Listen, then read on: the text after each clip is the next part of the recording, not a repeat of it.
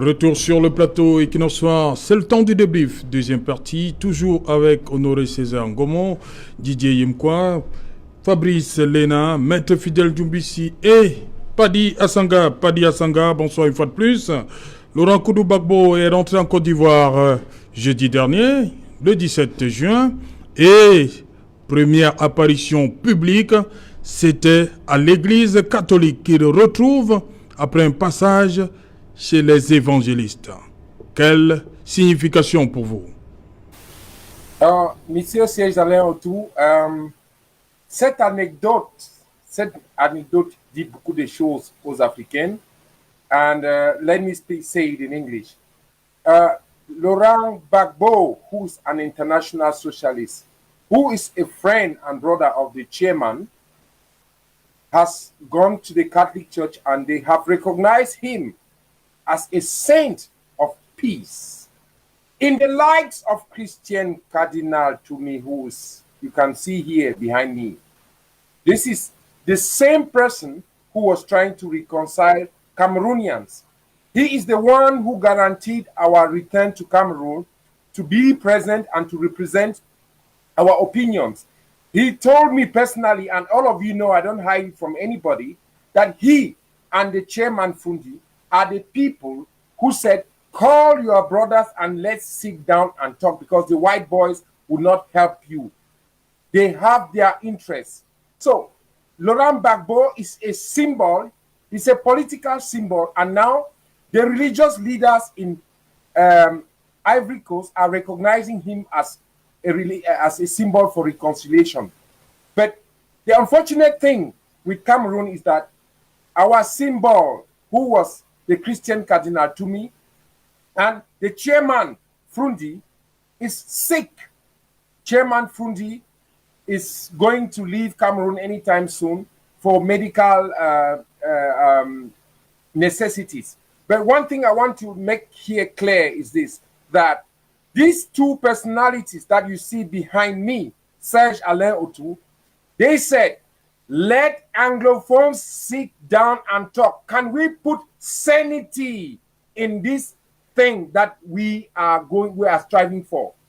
The cardinal said to our Anglophone brothers, let's sit together and have a preparatory conference so that when we will meet the government of Cameroon as a political entity, not as a religious group, because within that Anglophone extraction, you also have people who think like Mr. Biya, you have the Atanganjis, you have people like myself, and you have Christians, you have laïcs who don't belong to any political denominations.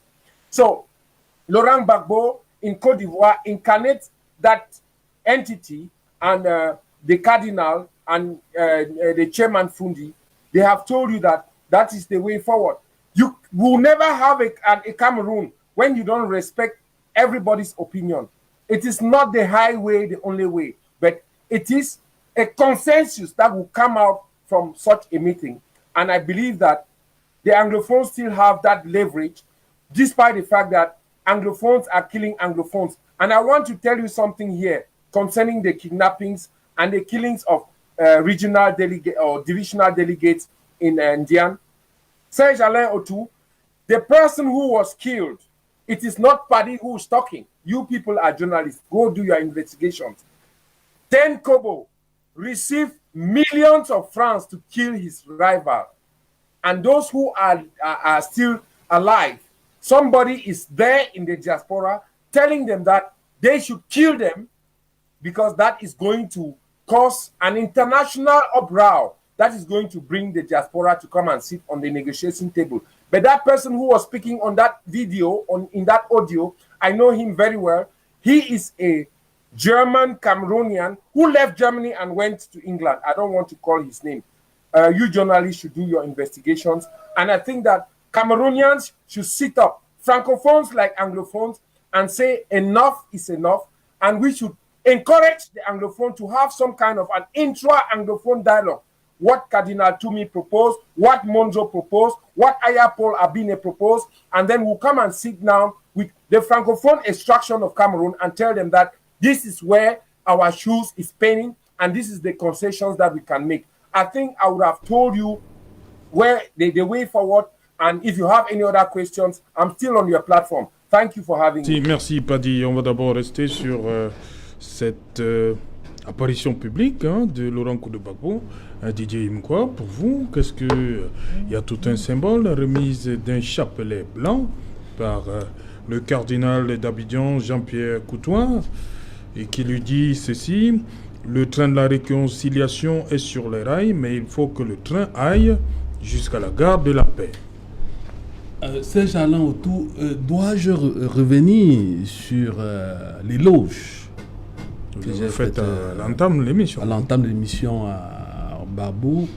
Voyez-vous, il représente aujourd'hui l'espoir de l'Afrique, la renaissance africaine.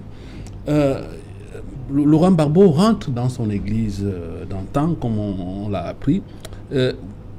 Qu'est-ce que Laurent Gbagbo gagne en rentrant à l'église catholique? Qu'est-ce que l'église catholique gagne en accueillant Gbagbo? C'est une analyse politique. Parce que Laurent Gbagbo est un homme politique, il a un agenda. Depuis qu'il est arrivé dans son premier discours, il ne parle que de la réconciliation, mais dans un agenda. Mais il faut interroger le rôle de l'église catholique dans les pays négro-africains, surtout francophones. L'église catholique ne s'est jamais éloignée du pouvoir politique. L'église catholique a toujours influencé les mécanismes de dévolution du pouvoir. Si vous prenez l'histoire du Cameroun, vous verrez qu'à un moment donné, l'église catholique a joué un rôle éminent. Donc, Laurent Gbagbo, dans la construction de rapports de force, parce que nous sommes là dans un pays où il y a deux présidents. Vous avez un président légal, évidemment, c'est M. Ado. Vous avez vous avez un président légitime. Je ne voudrais pas que ça crée le friction. Le président Ouattara est président de Côte d'Ivoire. D'accord, ce que j'ai dit, je n'ai pas de légalité. Non, vous dites que deux présidents. Non, il y a eu une élection. C'est quand même une marque de gros caïmans, il faut faire attention. Oui, mais le président Laurent Gbagbo n'est pas président. Laurent Gbagbo, qui rentre dans l'église catholique, c'est une grosse prise pour l'église catholique. Il aura, dans la construction du rapport de force, il aura besoin de l'église catholique pour dérouler son programme. Il a un agenda politique, qu'on le veuille ou non. Il aura besoin de l'Église catholique pour dérouler son programme. Mais il y a malheureusement, je serai obligé d'entrer dans sa vie privée. Nous n'allons pas vers la cassure avec certains parleraient de divorce avec Simon, parce qu'évidemment c'est Simon dans l'histoire de Laurent Gbagbo, dans sa trajectoire, c'est Madame Simon qui l'avait amené dans cette église-là. Et on a vu les conséquences, parce qu'à un moment donné, Laurent Gbagbo était presque fermé à tout débat politique. Il était presque à l'extrême. Il ne voulait rien écouter, malgré le fait qu'il restait toujours un homme humble. Donc moi, voilà comment je vois ces choses-là. Et si tu me permets, je peux revenir sur le problème d'otage. Oui, on fait d'abord le tour. On écoute d'abord les autres. Merci. D'abord, Fabrice Léna. Laurent Gbagbo, pour vous, qu'est-ce que l'Église catholique gagne en accueillant Laurent Gbagbo? Well, I think to say what the Catholic Church in Ivory Coast gained, it is a man of caliber and timber. He's an African leader of example, of courage, of resilience. That has the man has supported tough moments of political persecutions, and he reflects the Catholic value of peace, reflects the Catholic value of reconciliation. And I think it will be an honor for the Catholic Church to take him to the church and make it a public show that they have welcomed a man of peace, and perhaps organize some sort of reconciliation, because the Catholic Church, like he tried to say, have a lot of connection with the power with the people in power. So if they communicate with Gbagbo, they can communicate with that in power, and then maybe the president in power can try to call now for a national reconciliation meeting of former presidents, statesmen, personalities, and then make Ivory Coast an epitome of Francophone Africa politics of inclusiveness and management of people. So I think that is the little analysis I can make as far as that is concerned. And I think that it is a lesson for us Cameroon, because in Cameroon we have never experienced an ex-president living together with a living president, and we are moving towards transition in this country. We should learn to be tolerant. We should learn to accept other people. We should learn to live in a society where you can be in power and disagree with somebody in the past, agree with the person in the present, and say that, okay, it's time for us to look our differences behind and look at the future of our country, see how we can reconstruct the country and make it to move forward. So it is Laurent Gbagbo's appearance is a lesson for Cameroon leaders and for the Catholic Church in Cameroon to stand for the people, people's leader and those in power, to reconcile them and move to the path of peace. Voilà, Honoré César Ngom, pour vous, le président Gbagbo, il avait intérêt à retourner. Qu'est-ce qui peut, selon vous, l'avoir motivé à rentrer, on va dire comme ça, ses premières amours? Je pense qu'il y a beaucoup de symboliques. Pourquoi maintenant? Vous savez, il sort d'une longue expérience carcérale et je pense qu'il lui a plongé dans une profonde méditation. Et il a en face de lui un chemin. Comme l'a dit l'évêque, le train de la réconciliation. Je pense que c'est l'une des principales préoccupations qu'il a aujourd'hui. Et il faut souligner, pour ceux qui connaissent bien l'histoire de Monsieur Laurent Gbagbo, son modèle politique n'est nul autre que le président de la République du Cameroun, son Excellence Paul Biya. Son modèle politique. Non. Et en toute humilité, ceux qui savent lire entre les lignes, je pense que il reconnaît qu'il y a des actes ou des choses qu'il n'aurait pas pu faire par le passé. Et ceci a endeuillé la Côte d'Ivoire. Même pas dû à son appartenance même pas de par son cette fait, d'obédience là, du fait des luttes du pouvoir. Ce qui est arrivé. Je pense que le geste que nous venons de vivre, il aurait pu faire une apparition politique dans un meeting, dans une conférence de presse, mais il a choisi l'Église. Il a choisi l'Église. Et ça a toute sa symbolique. Sa première apparition dans une église, laissons d'abord l'appartenance. Je pense que ça a toute sa symbolique. Et la conclusion de l'évêque aujourd'hui, c'est ce que tout citoyen africain a besoin. C'est ce dont nos théoristes du côté du nord-ouest et du sud-ouest, je pense, ils en ont besoin.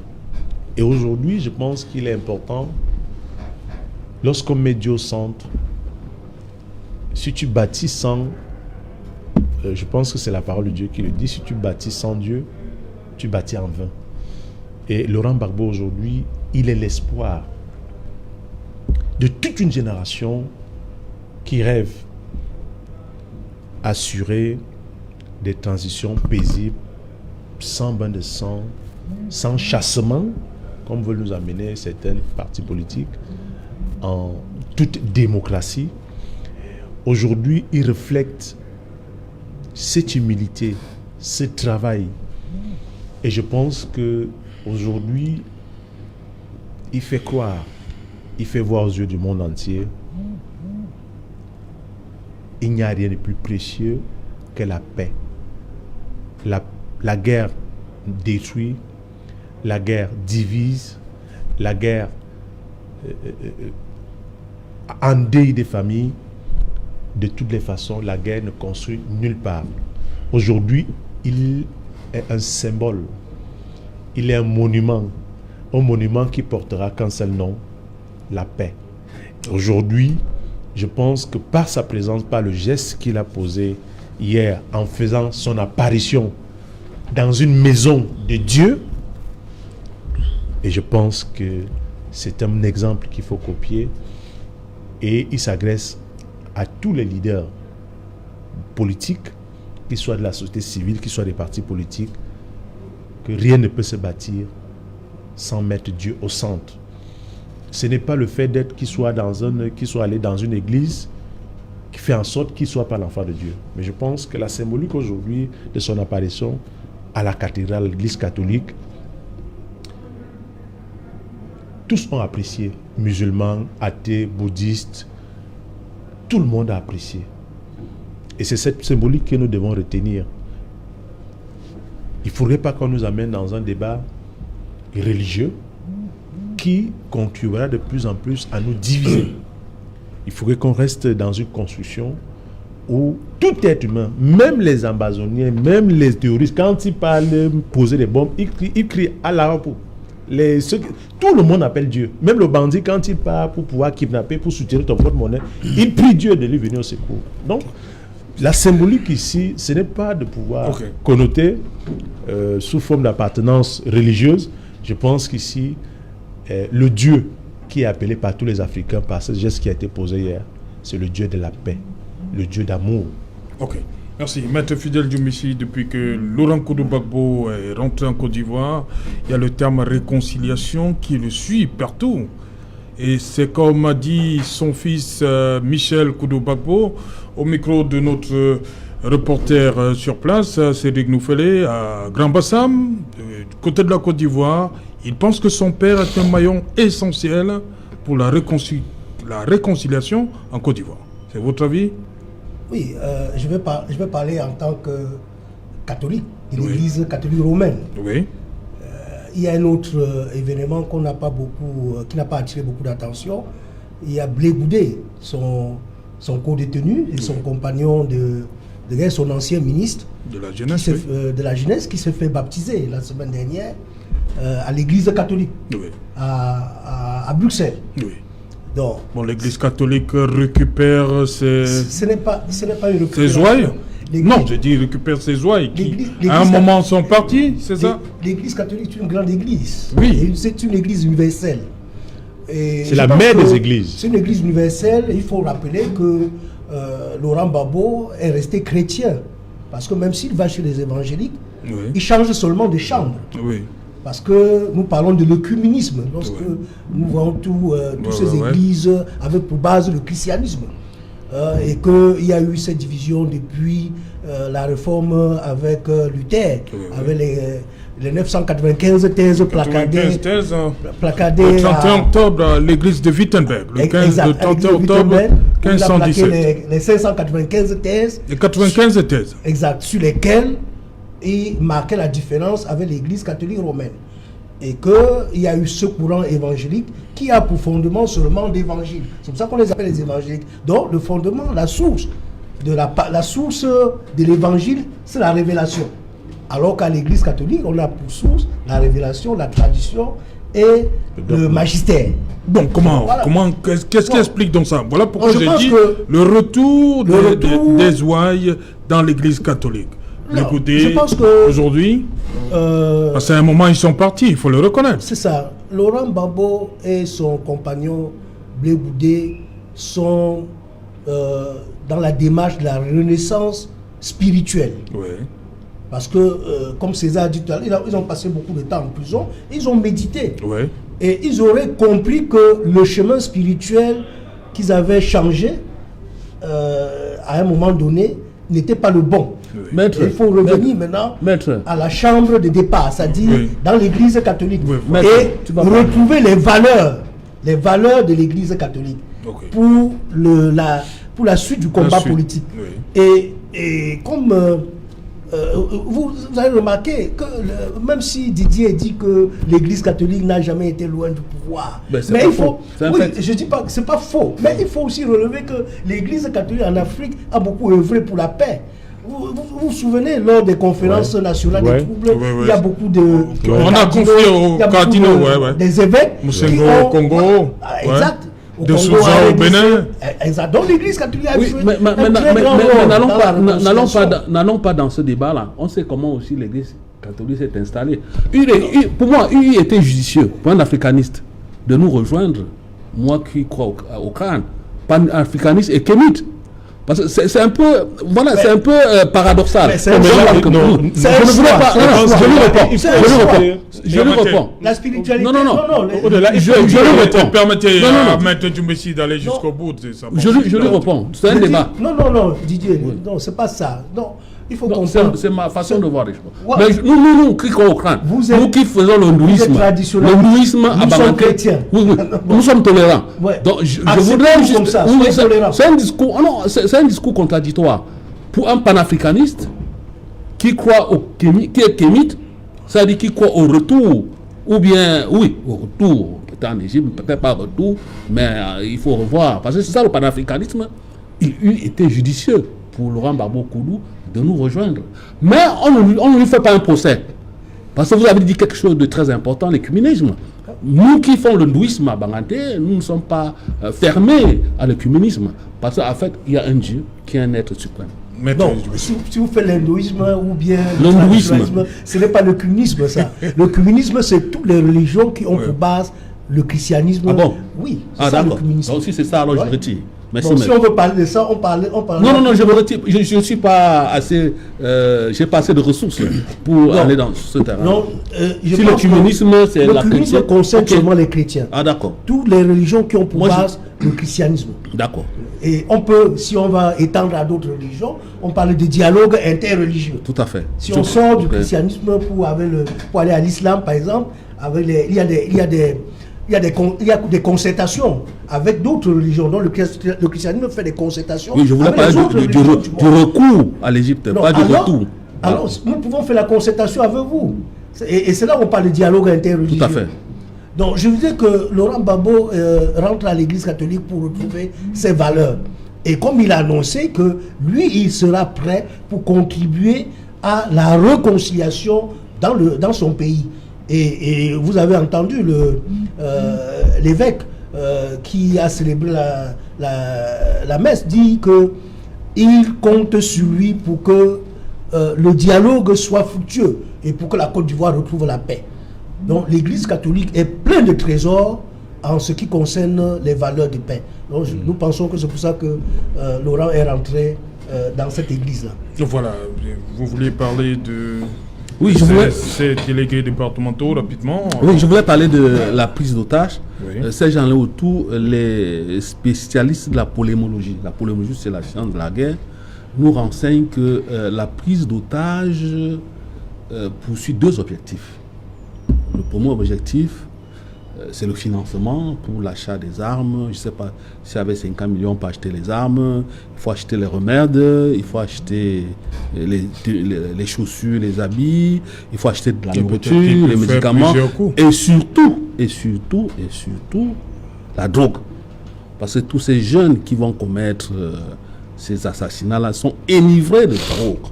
Ils sont endoctrinés, ils sont enivrés de drogue. Bien avant cela, vous avez des gourous qui leur ont promis ciel et terre, mais aujourd'hui, malheureusement, les couloirs de financement sont en train d'être asséchés.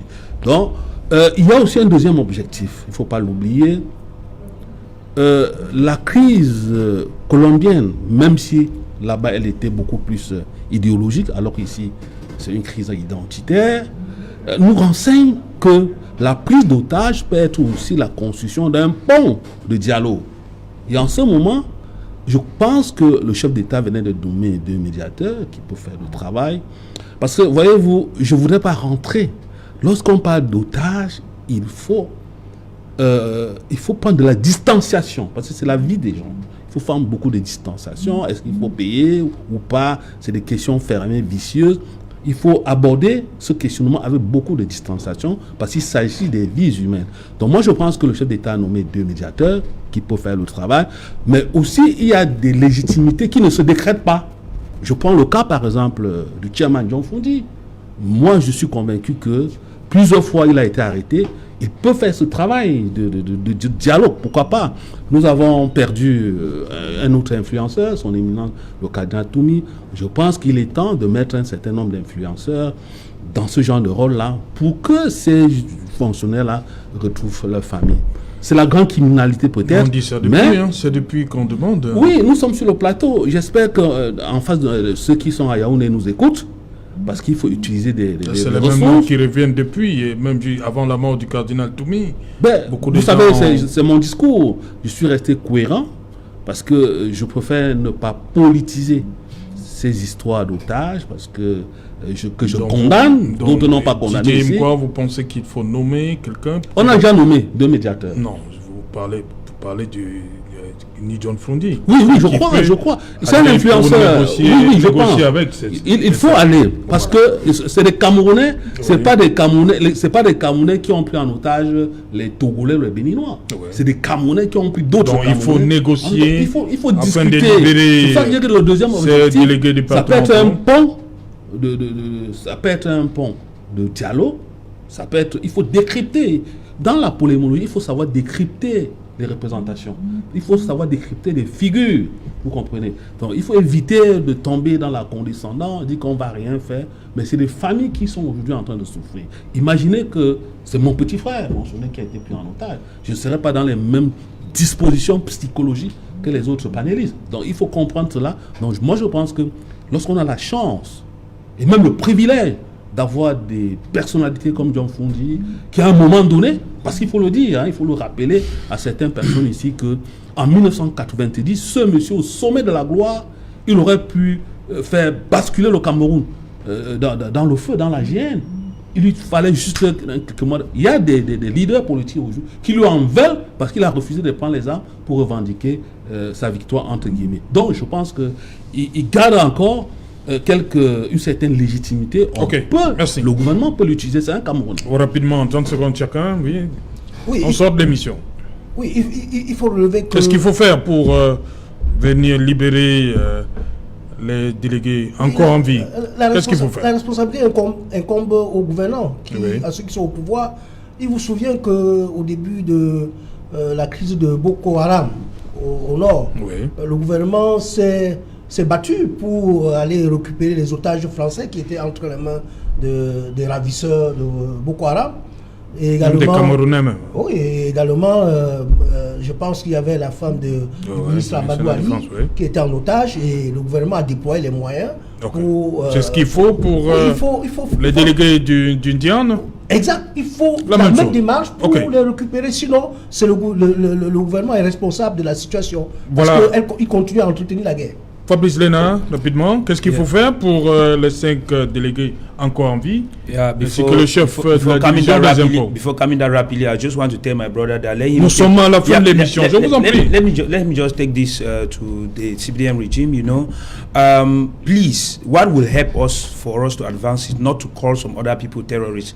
Cameroonians are watching you. There is never a war in the history of human existence without dialogue at the end. The end is dialogue. The government can use the situation of the kidnap of the delegates to start initiating the process of dialogue. So when you go, tell your government that it's important that we sit in a round table and discuss the basis of living together. Without that, you're wasting your time. They will never have control. Merci. Honoré César Ngomon, qu'est-ce qu'il faut faire là pour les 5 délégués, les 4 délégués et le responsable des impôts du Diane? Ce qu'il faut faire, ce n'est pas de venir réciter les cours. Non, je vous en prie, si vous ne voulez pas, on va en vous. Vous voulez pas répondre pour les 6, les 5 qui sont en vie, l'État... Pour négocier, comme on a souvent fait avec Boko Haram. L'État va plus que négocier. L'État va plus que négocier. Je pense que l'État n'a pas intérêt à perdre un citoyen de plus dans cette situation-là. Mais je pense que la chose la plus pire que l'État ne ferait pas, c'est de donner de l'argent encore pour approvisionner, nourrir ces réseaux-là. Je pense que depuis l'État est en négociation pour pouvoir trouver une solution pour que ces 5 délégués soient libérés. Et nous ne pouvons que souhaiter, et nous allons tout simplement dire aux ravisseurs de pouvoir savoir rebousser chemin, que c'est des compatriotes, qui puissent vraiment être dans les dispositions afin que ces pères de famille retrouvent retrouvent leur famille. Voilà, on va terminer avec Padi Assanga. Padi Assanga, qu'est-ce qu'il faut faire pour que les quatre délégués retrouvent la liberté? Qu'est-ce qu'il faut faire? Il faut négocier. Qu'est-ce qu'il faut faire, selon vous? Rapidement, on sort de l'émission. Serge Alain Autou, vous avez suivi les pénalistes parler de l'initiative du cardinal Christian Toumi. Vous avez suivi les panélistes parler de John Fundi. Le préalable, c'est que il faut que les anglophones se retrouvent et ils se pardonnent entre eux parce qu'il y a des crimes qui ont été commis parmi des anglophones. L'anglophonie, ça c'est après, c'est trop loin. Qu'est-ce qu'il faut faire pour libérer les délégués là? Oui, il faut que le gouvernement camerounais commence à résoudre les vrais problèmes. Vous avez suivi ce qu'ils ont demandé. Ils ont préconisé qu'ils vont garder les gens là même pendant 3 mois, 6 mois. Donc, il faut un dialogue avec, appeler les anglophones, de se parler entre eux et de déterminer ce qui va être les médiateurs, comme on vous a dit dans votre panel. Ils ne vont pas être libérés. Certains sont en train de demander qu'on les tue. D'autres disent qu'il faut demander 1 milliard. D'autres ont eu à demander plus de 50 milliards. Il y a des groupes séparatistes qui ne se parlent même pas entre eux. Il faut qu'on soit véridique dans ce sujet-là. On ne sait pas. On a déjà tué une personne pour donner un signal. Et on sait que celui qui a été tué, il a été tué parce que dans le système, il y a déjà son successeur. Il y a quelqu'un qui avait son macabo, qu'on dit en camerounais, dans le langue commun camerounais, qui a payé le gars Ten Kobo pour qu'il le tue. Donc, pour sauver les vies de ces gens-là, il faut que la communication gouvernementale soit forte pour dire qu'on va encheminer, on va aller dans le sens de Christian Cardinal Toumi et que, comme Fundi avait dit, que Merci Padi Assanga, merci beaucoup pour cette intervention une fois de plus depuis Hambourg en Allemagne. Merci Honoré César Ngomon, merci Didier Imkwa. Thank you Patrice for coming, Fabrice. Merci Barista Djumbesi, voilà. Madame, Monsieur, nous sommes donc arrivés au terme de ce numéro et qui nous soit bonsoir et Kondo Titi.